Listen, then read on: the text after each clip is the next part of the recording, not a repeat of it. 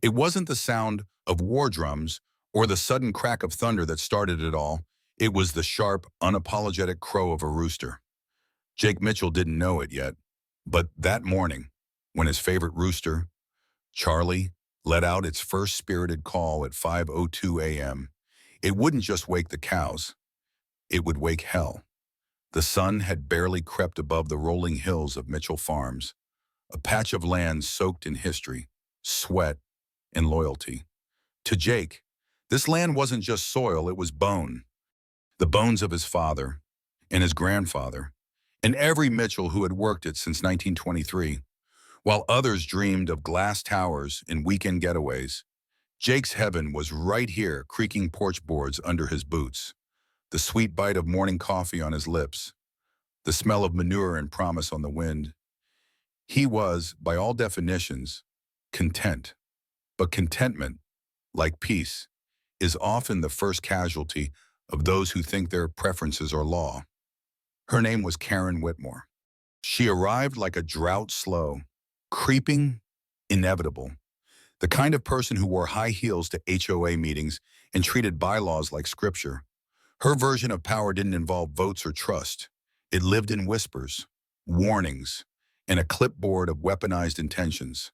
Crestwood Estates had risen 5 years ago like a gated mirage right next to Jake's land. Rows of cloned houses, plastic fences, and manicured lawns where even the bugs were regulated by weight. Karen ruled it like a queen with no crown, but all the command. And that morning, she decided to expand her kingdom one barn at a time. Jake saw her SUV before he saw her. White, polished, obnoxiously large. She stepped out dressed like a politician and walked up his gravel driveway like she owned it. Her heels sank slightly in the dirt. She didn't flinch. Clipboard clutched, lips pursed, eyes scanning the surroundings like a general before a siege. Jake leaned back in his chair, sipped his black coffee, and watched her approach with the weary bemusement of a man who'd seen cows smarter than most people. "You must be Mr. Mitchell," she said. Crisp, rehearsed. She didn't offer a hand. That wasn't her style. "That's me," Jake replied, eyes squinting under his hat. "I'm Karen Whitmore, president of the Crestwood Estates Homeowners Association. I wanted to have a chat about your property." Jake didn't move. "Didn't know I was part of Crestwood Estates." Karen's smile thinned, a crack in a painted wall. "Technically, you're not, but your farm sits directly adjacent to our community. And as I'm sure you understand, property values are a very delicate matter." He set the mug down slowly. "Is that so?" She nodded with the certainty of someone who had never been told no and survived it. "We've received several complaints about the noise, the smell, and, well, how do I put this, the visual disruption? The barn, for instance. That red is quite vibrant." Jake chuckled once, low and slow. "Ma'am, that barn's been red since Eisenhower was president." Karen didn't blink. "Be that as it may, we believe a more neutral tone would be less jarring. Beige, perhaps. And there's the rooster." He raised an eyebrow.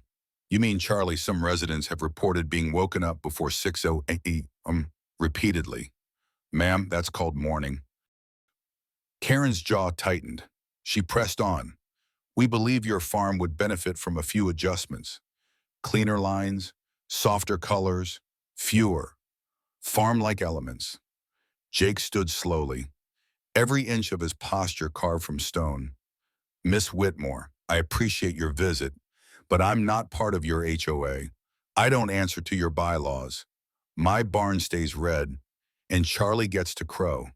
That's what farms do." For a heartbeat, the wind seemed to pause. Karen's eyes narrowed into slits of porcelain fury. "We'll see about that," she said, turning on her heel, retreating like a general plotting her next assault. That should have been the end. It wasn't. The next day brought a letter. HOA letterhead. Demands masked as requests. Regulations wrapped in suggestions. Jake laughed, tacked it to the fridge like a joke. But the letters kept coming. Then came the calls to the county, the zoning office, the health department. Alleged code violations, inspections. Every attempt failed. His land was clean. His animals well kept. But it wasn't about violations. It was about submission. A week later, she returned, this time with 2 men in tow, her chosen lackeys. One wore thick glasses in the smugness of someone who's never been punched for his tone. Karen carried a folder. "We hope to resolve this civilly," she began, handing Jake another printed ultimatum. Per HOA regulation, Jake cut her off. "I'm not in your damn HOA," she continued undeterred. "Properties within visual range of Crestwood must adhere to aesthetic guidelines. We are prepared to take further action if necessary." Jake's eyes hardened. "You're not my landlord. You're not my government. You've got no authority here." The man with glasses piped in. "We've spoken with the county. You may be in violation of outdated zoning." Jake stepped closer. His voice dropped low. "Try to step foot on my land again, and I'll have the sheriff teach you where the line is." For the first time, Karen's mask cracked.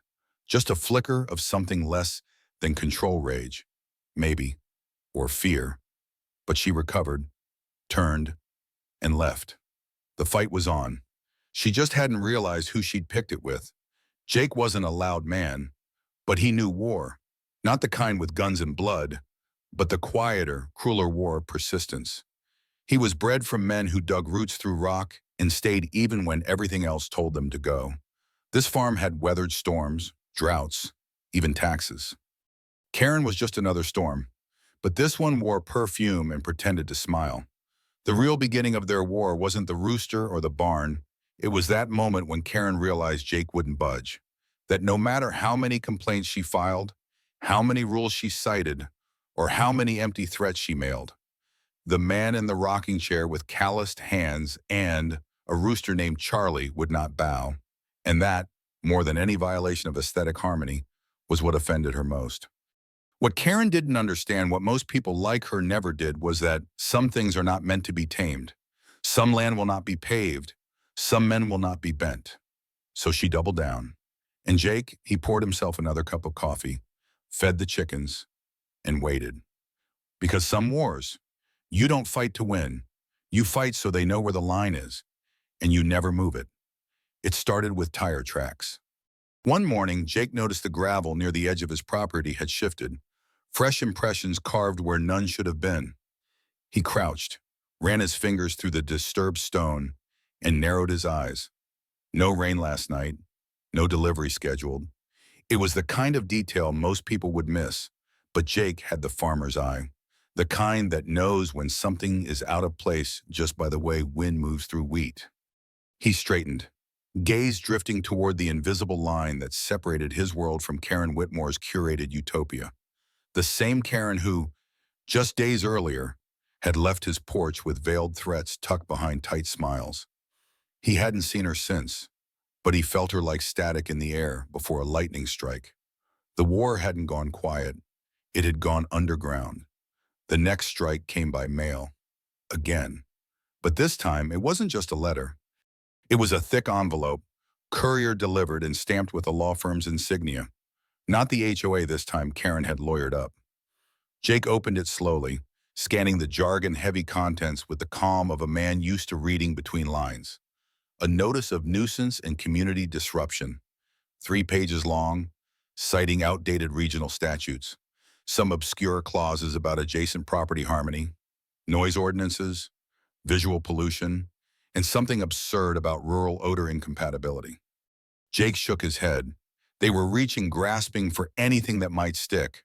But what stood out wasn't the accusations. It was the tone. No longer Karen's passive-aggressive dance. This was cold, clinical, surgical. This was war with paperwork instead of bullets. Jake drove into town that afternoon not to retaliate, but to prepare. He visited the county records office, sat with Mrs. Holbrook, the registrar who'd known him since he was a boy, and pulled every deed, zoning clearance, and boundary map they had on file for Mitchell Farms. He made copies, lots of them. He wasn't just defending his land, he was preparing a wall of truth thicker than any steel Karen could build. Then he stopped by Sheriff Caldwell's office.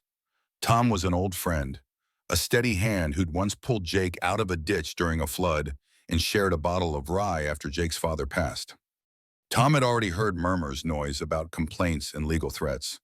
But when Jake laid out the letters, the maps, and the HOA's overreach, the sheriff leaned back in his chair and exhaled hard through his nose. Jesus, Jake, she's gone full witch hunt. Jake nodded. I'm not asking for a favor, just a fair warning. Next time they show up uninvited, they're trespassing, and I won't be as polite as last time. Tom nodded solemnly. You've got my word. Just call. But Karen wasn't finished with paper. Days later, Jake found another strange presence on his land, not human this time, but mechanical. A drone, buzzing overhead, hovering like an angry hornet with a camera for eyes. Jake stood in the middle of his pasture, arms crossed, eyes locked on the spinning machine above him. The cows didn't care. Neither did Charlie. But Jake did. He didn't wave. He didn't shout. He just walked back into the house, pulled out his shotgun, and leaned it against the porch wall. He didn't fire. He didn't need to. The message was clear. The drone vanished before sunset. By now, Jake's mornings had become routines of resistance. Coffee, check the property lines, feed the animals, collect mail, brace for stupidity. One morning, instead of a drone, he found a sign bright, branded, and bolted into the ground just outside his fence. Future site of Crestwood expansion, Mitchell Farm phase. Beneath it, negotiations in process. Jake stared at the sign for a full minute, unmoving. Then he walked back to the barn, grabbed a crowbar, and returned. It took less than 10 seconds to rip it out, but the sound, the metal groaning, bolts snapping, felt deeply satisfying. Karen showed up 2 hours later, punctual as plague. She didn't walk this time. She marched. Her blouse was whiter than snow, her clipboard thicker, and her expression carved from polished steel. Good morning, Mr. Mitchell, she chirped, as if she weren't knee-deep in delusion. Saw the sign. Jake said, thought I was being generous, not burning it. Karen clutched her clipboard tighter. There's been a minor miscommunication with our development team. They assumed the sale had gone through. Jake cut her off with a scoff. Sale, you think I'm selling? She blinked, her composure flickering. It's a very attractive offer. Think of your legacy, the value this land could bring it as part of Crestwood Lady. This land is the legacy. You think I'd sell it to build cul-de-sacs and dog parks? Karen inhaled, but Jake didn't let her finish. Let me make this simple. You come onto my land again with another one of your signs, and I'll call the sheriff. Next time, I won't be the one taking it down. The county will. Karen stormed off, but Jake didn't relax. He knew her type, too proud to back down, too obsessed with control to accept defeat. And he was right. 2 days later, a crew of workers appeared, contracted laborers in hard hats and orange vests. They began unloading metal fencing near the property boundary, hauling it with mechanical precision and silent guilt. Jake approached them slowly, boots crunching over dry grass. Afternoon, boys, he said evenly. One of them looked up, startled. HOA said this was approved. We're just following instructions. Jake nodded. You got a permit. They hesitated. We were told the HOA handled that. Jake smiled, cold and tired. They didn't. And if you start cutting into my land, I'll have the county up your rear before lunch. Pack it up. They looked at each other, then at the line of dirt where their fence was supposed to go. After a minute, they started loading everything back into the truck. Karen showed up just as the last post was being hauled away, her face flushed with frustration. You're being unreasonable. Jake looked at her without blinking. No, I'm being generous. You don't like my barn. Don't look at it.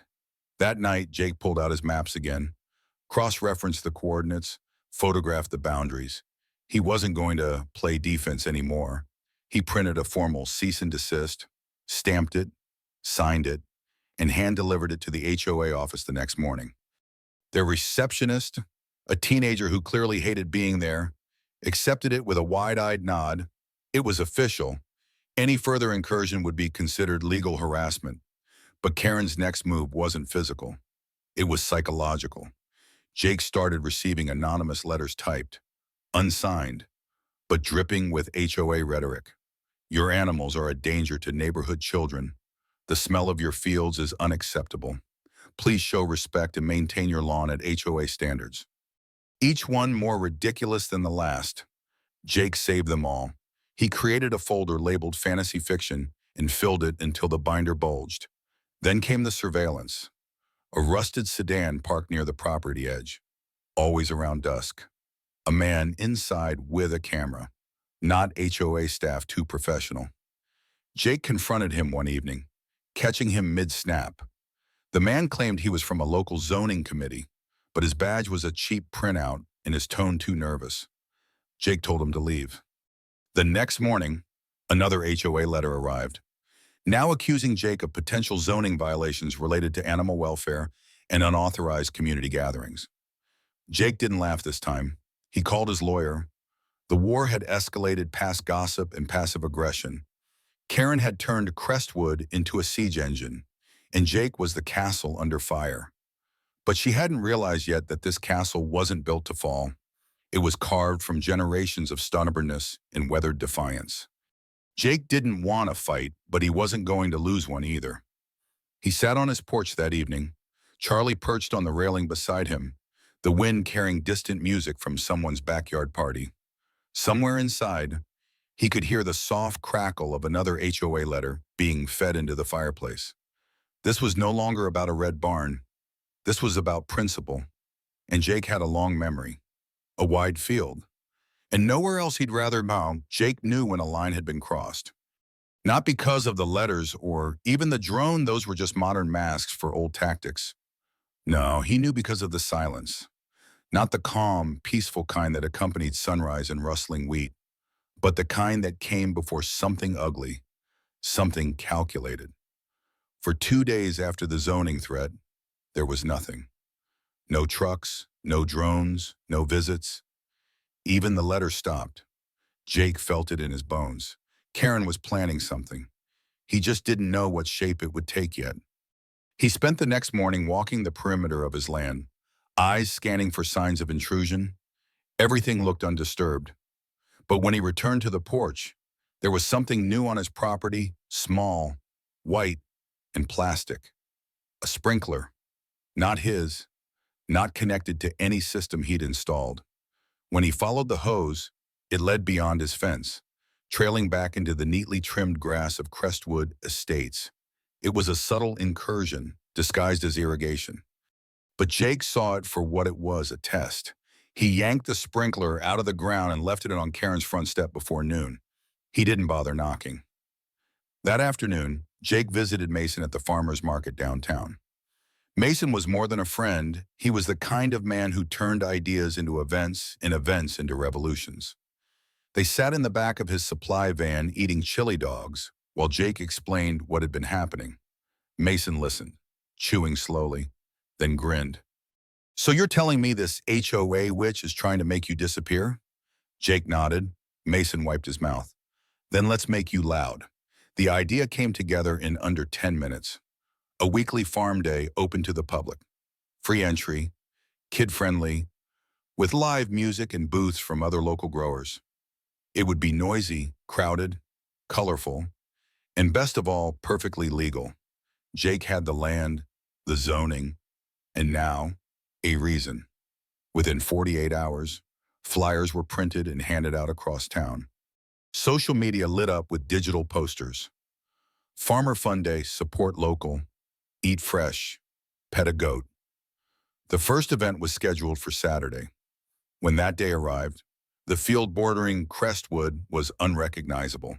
Jake had set up tents, tables, hay bales, and a makeshift stage for the high school bluegrass band. Children chased chickens with laughter. Parents drank fresh lemonade. Teenagers took selfies with sunflowers. It was chaos in the most beautiful way. Karen arrived just past noon, dressed like she was attending a corporate seminar. her clipboard in hand like a holy relic. She stormed past the stands and confronted Jake near the petting zoo. "This is unacceptable," she hissed. "You're disrupting the peace of our community."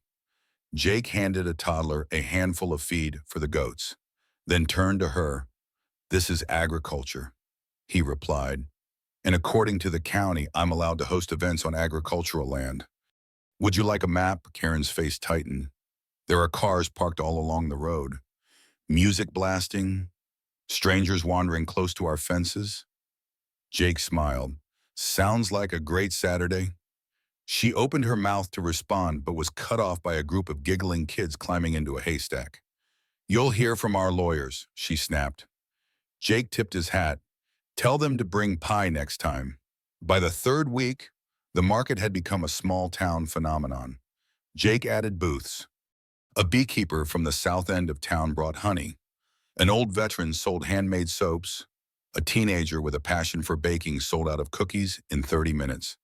Even people from Crestwood, those not blinded by Karen's crusade, started dropping by. Some came secretly, others with defiance in their steps. One woman, Linda Matthews, walked right up to Jake with a warm smile and a fresh-baked apple pie. "You don't know it yet," she said, "but you're doing the Lord's work." Jake laughed. "Didn't figure HOA folks for pie gifts." She winked. "Not all of us drank the Kool-Aid. Some of us just didn't want to get fined for Halloween decorations." Over the next few days, others followed quiet visitors who whispered support, left envelopes with HOA meeting transcripts, and dropped names. One man named Greg, a retired Marine, handed Jake a manila folder. Inside were printed emails, HOA correspondence, complaints sent under fake names. Patterns emerged: identical wording, shared IP addresses. Karen had been fabricating community outrage to build a case. Worse, one of the documents showed she had proposed using HOA funds to hire a private law firm and pursue legal action against Jake personally. It had been rejected, but barely. Jake didn't need revenge. He needed leverage. With the documents in hand, he crafted a new letter, this time from his attorney. A cease and desist, citing harassment, false claims, and unlawful surveillance. He attached evidence. He mailed copies to the HOA board, to Karen's lawyer, and to the county office. Then he waited. He didn't have to wait long. That weekend, Karen showed up at the market again, but she didn't come alone. 2 board members followed behind her, visibly uncomfortable. Karen attempted her usual storm, pointing at permit codes and zoning limits. But this time, Jake had prepared a laminated board with maps, laws, and county signatures. He didn't raise his voice. He didn't argue. He simply asked them if they'd like to see the sheriff's endorsement. That did it. One of the board members pulled Karen aside. They whispered fiercely. She stormed off minutes later, red-faced and furious. Jake didn't even watch her leave. He was busy handing out free carrots to children. The next escalation came with less warning. One morning, Jake woke up to find every road leading to his farm lined with identical signs. Private community, no through access, violators will be towed. They were nailed into the ground, placed right along the shoulders of what was still public county roads. Jake stared at them, incredulous. It was a move of desperation, but one that could confuse or deter visitors. He didn't call Karen. He called the county. By afternoon, a truck arrived. A man in a high-visibility vest stepped out, looked at the signs, and cursed under his breath. They've been warned about this. Within the hour, every sign was yanked out. A formal citation was issued to the HOA. Karen's name was mentioned specifically in the complaint. She had tried to privatize public access in a last-ditch power grab, and it had backfired. Again. That night, Jake received a message from Linda. "It's happening. Emergency meeting tonight. She's on the agenda." Jake didn't go. He didn't need to. Instead, he sat on his porch with a beer in hand and Charlie perched beside him. The moon was high, the wind calm. Somewhere in the distance, a car door slammed. Voices echoed faintly from the community center. He waited. At 9:37 p.m., his phone buzzed again. A text from Greg. "She's out.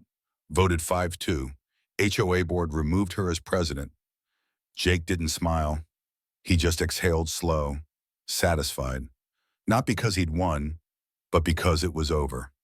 Karen had tried everything. Legal threats, surveillance, psychological warfare, even signs.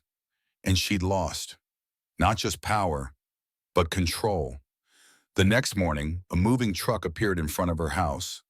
No fanfare, no neighbors waving goodbye, just quiet loading and a quick departure. Jake didn't gloat. He didn't celebrate. Instead, he walked to the edge of his property and planted a new wooden sign, simple, hand-painted, bold. Welcome to Mitchell Farms. No HOA, no Karens, no problem. It didn't just face the road, it faced Crestwood. And over the next week, it became a selfie destination for locals, a symbol of defiance for those tired of silent rules and quiet oppression. Jake returned to his routine. Coffee, chickens, fences, peace for now.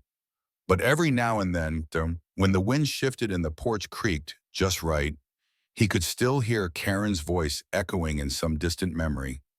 It made the silence that followed taste sweeter. The morning after Karen's departure felt different. Not dramatically so. No fireworks or brass bands. No sudden rainbows arching over Mitchell Farms, but something quieter, more personal. The wind was softer, the sky a little wider. The birds sounded less frantic.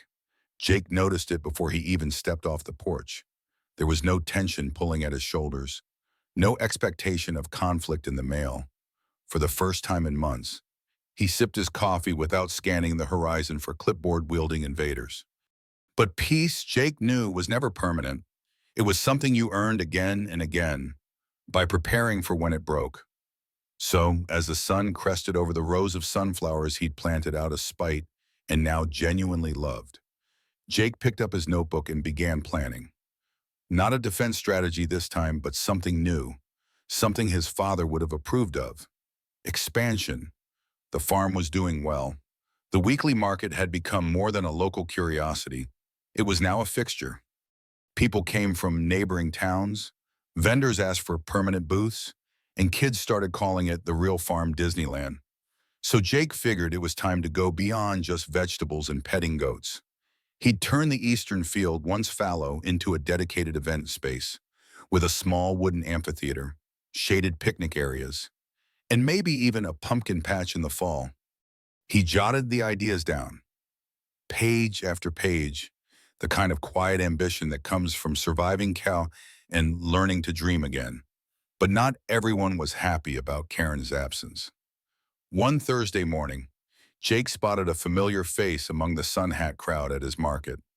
Ronald Blake, one of the former HOA board members who'd kept quiet through most of Karen's crusade. The kind who let stronger personalities do the dirty work while he whispered compliance.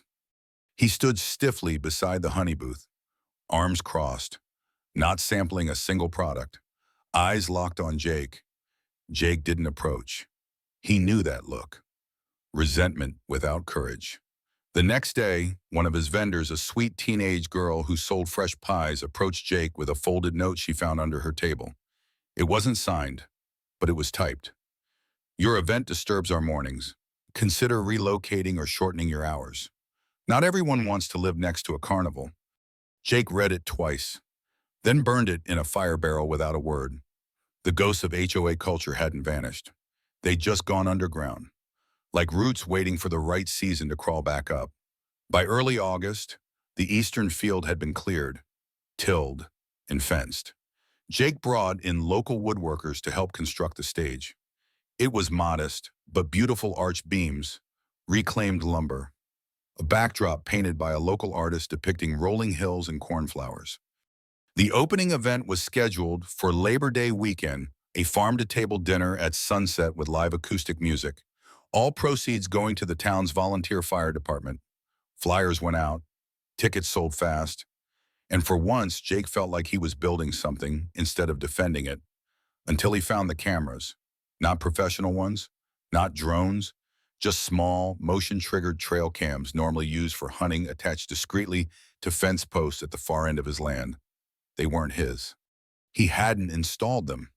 When he checked the memory cards, the footage showed nothing but goats and breeze, but the fact they were there at all chilled him.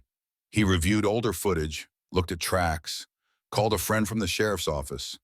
Their guess: someone had been quietly monitoring the field's construction, hoping to catch a violation. Jake removed the cameras and boxed them up.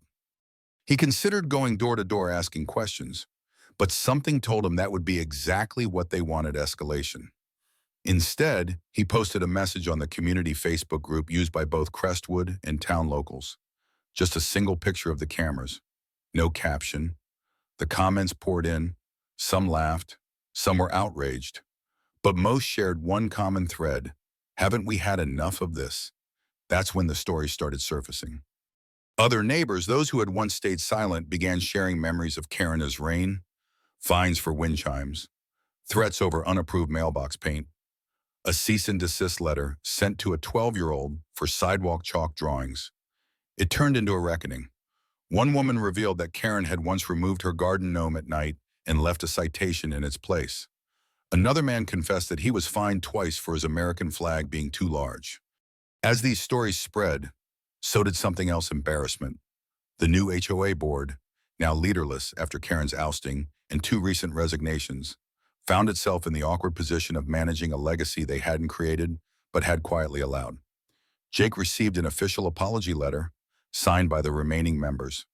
They offered to publicly clear up any confusion, to formally denounce the past harassment. He didn't ask for it, but he framed it anyway, hung it next to the original cease and desist from Karen, a matching set of madness and maturity. Labor Day arrived under a sky of deep oranges and pale blues.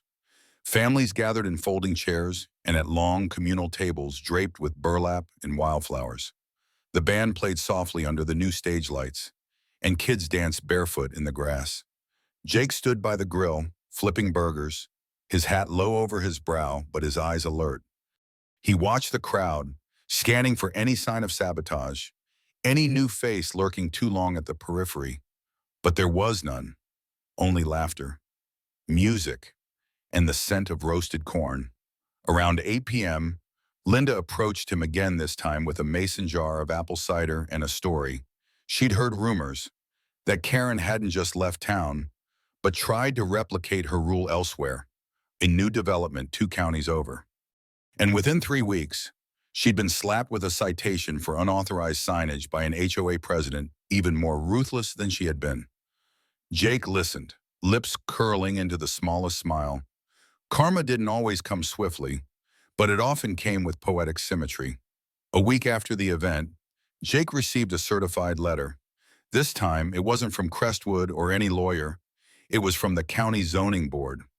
A complaint had been filed anonymously regarding unauthorized commercial use of rural property and excessive noise due to recurring events. Jake chuckled when he read it. Then he walked into the zoning office in person with his permits, photos, and letters of support from neighbors. The clerk reviewed the documents, raised an eyebrow, and said, "Someone's trying hard to stir mud." The complaint was dismissed on the spot, but Jake didn't leave empty-handed.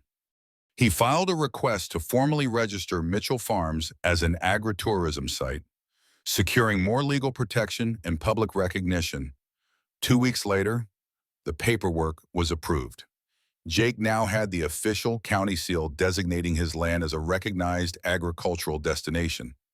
It was more than paper. It was armor. But still, the whispers never fully stopped. Jake heard them at the grocery store, in line at the post office. Quiet remarks about the crowds, the traffic, the noise. He knew some folks missed the silence of an untouched field, but he also knew the silence they wanted was the kind that erased inconvenient people. That wasn't his kind of peace.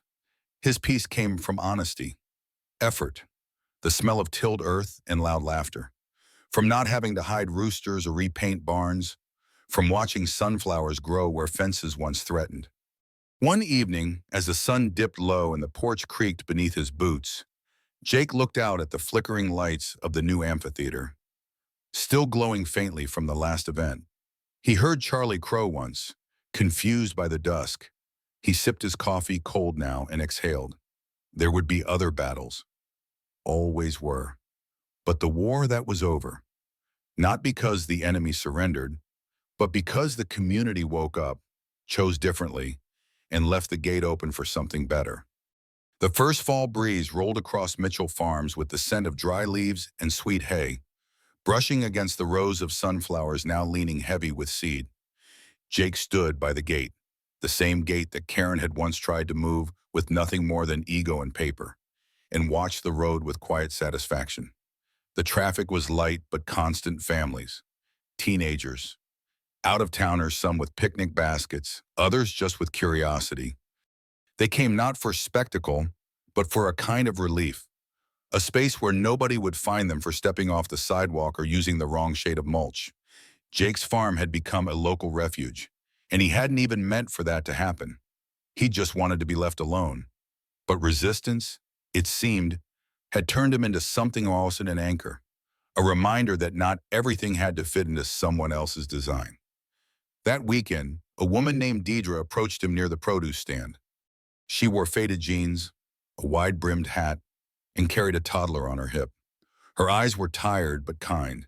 She introduced herself as one of the people who'd moved out of Crestwood after Karen's fall from grace, said she and her husband had been quietly planning it for months but finally pulled the trigger after seeing what Jake had done. It reminded us, she said, that there's a way to live that doesn't involve apology for being real. She bought 3 pumpkins and a carton of eggs. Her kid fed a goat and laughed so hard it startled a rooster. Jake didn't say much. He just nodded, smiled a little, and went back to stacking hay bales. But that moment stayed with him. Elsewhere, the legend of the farmer versus HOA had begun to grow legs. A local podcaster interviewed him for a small-town series called Ordinary Giants. Then a regional newspaper ran a feature titled The Man Who Outgrew the HOA. It wasn't long before a national blog picked up the story and reframed it as a metaphor for modern America. Jake became an unwitting folk hero, the rugged symbol of individual grit against suburban conformity. He didn't like the attention, but he understood it. People weren't cheering for a red barn or a rooster. They were cheering for a man who didn't fold, even when it would have been easier. Still, the coverage brought new waves of visitors, curious strangers taking selfies by the no HOA. No Karens, no problem sign. Jake didn't mind. He let them. Sometimes they even bought jam. But it wasn't all nostalgia and harmony. One afternoon, Jake received a letter not from the HOA, not from Karen, but from a law firm representing a distant developer. The letter expressed interest in purchasing a section of the farm, specifically the northern tract near the road, for what they described as a hybrid residential agricultural concept community. Jake read it twice. He'd seen enough euphemisms by now to translate them without effort. They wanted a soft reboot of Crestwood, this time with more trees and farmer-themed branding. They offered a large sum. Jake tore the letter in half and threw it into the compost. He didn't tell anyone about it at first, but a week later, Greg showed up again with another folder, this one full of blueprints someone had leaked. The same developers had already pitched their plan to the town council under a new name, Greenstead Trails. It wasn't technically Crestwood, but the roots were the same. Glossy renderings showed children petting sheep, sipping smoothies, neighbors doing yoga beside goats. They'd taken everything they'd fought against and rebranded it. This wasn't just insult, it was co-optation, a theft of meaning. Jake didn't rage. He planned. At the next town meeting, Jake spoke not for long, but with purpose. He presented a list of signatures from local families, vendors, and business owners who supported protecting Mitchell Farms from annexation or rezoning. He presented maps, data on local traffic increases due to farm events, and testimonies from parents whose kids had learned more in an afternoon at the farm than in weeks of online lessons. But more than anything, he spoke plainly. We don't need another green development. We have green. We don't need faux barns and scheduled authenticity. We already have the real thing. You let them pave this, and you'll never get it back. The room went quiet. Even the mayor, usually neutral, nodded with a kind of resigned respect. 2 weeks later, The council rejected the development proposal unanimously. By October, the Eastern Field was hosting fall festivals, pumpkin carving, cider tastings, bonfires at night. Jake had hired 3 part-time helpers and turned the old chicken coop into a gift shop that sold local crafts. His niece painted a mural on the barn wall, a giant rooster standing triumphant over a crumpled HOA sign. It was tongue-in-cheek, a bit of folklore made permanent. Kids loved it. Tourists posed with it. Jake rolled his eyes but didn't paint over it. One morning, Linda visited again, this time with a new-faced Ted, a soft-spoken former HOA board member who'd resigned quietly when things with Karen reached their worst. He brought homemade jerky and a sheepish apology. "We didn't all agree with her," he said, "but we were afraid to speak up." Jake took the jerky and poured him a coffee. "Fear doesn't last forever," he said. "Eventually, people remember who they are." But the real surprise came weeks later, in a brown, unmarked envelope left in his mailbox. No return address, no note. Inside were documents, photocopies of Karen's attempts to join a new HOA in a nearby county. Apparently, she tried to run for president again but was disqualified due to ethics concerns and prior community disruption. One report cited her behavior in Crestwood as a case study in poor governance. Someone had compiled the whole thing like a dossier. Jake didn't know who sent it, but he understood the message. Some ghosts haunt themselves. He filed it away and didn't mention it again. Winter came early that year. Snow dusted the fields like powdered sugar and froze the last of the sunflower stalks in place. Jake kept the farm running, but the pace slowed. No markets, just maintenance. Time to mend fences, clean the coop, sharpen tools, and reflect. One night, he sat on the porch with Charlie perched beside him, now aging but still proudly noisy. A small string of lights blinked from the eaves, and in the distance, the stage stood quiet, waiting for spring. Jake watched the road. No trucks, no signs, no drones, just snow falling steadily, covering everything in equal measure. He thought about the past year, the letters, the cameras, the votes, the paris, the signs, the bonfires, and it was absurd, almost funny, almost tragic. But in the end, it was simple. He hadn't asked to be a symbol. He just refused to disappear. As the snow thickened, a car pulled up quietly to the edge of the property. A woman stepped out. No umbrella, no clipboard. She stood for a moment, looked at the sign, then walked away. Didn't take a photo, didn't speak. Jake didn't rise. He just watched. Some people needed to see it, to believe it, that the world didn't have to be a checklist or a threat. That land could be more than leverage, that a farm could fight and win not through lawsuits or noise, but by simply staying whole. Jake tipped his hat, more to the night than to the woman, and whispered to no one in particular, "Let him come. We're still here." And as the wind howled through the fields and the rooster stirred beside him, the porch light flickered once and held steady. Mitchell Farms, no HOA, no Karens, no problem, and never, ever for sale.